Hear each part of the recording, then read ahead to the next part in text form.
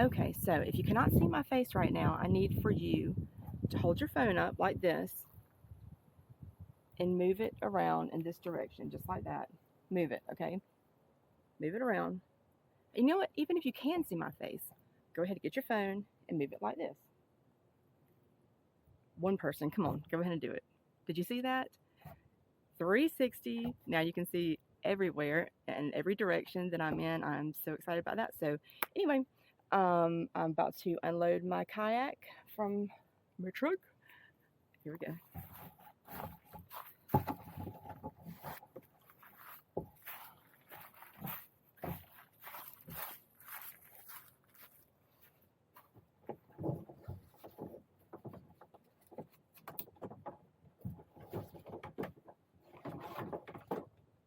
You can also use touch screen if you don't want to move your phone around. You can do it that way. If you touch the screen and move it, you can twist the angle of the camera so you can see no matter where I am,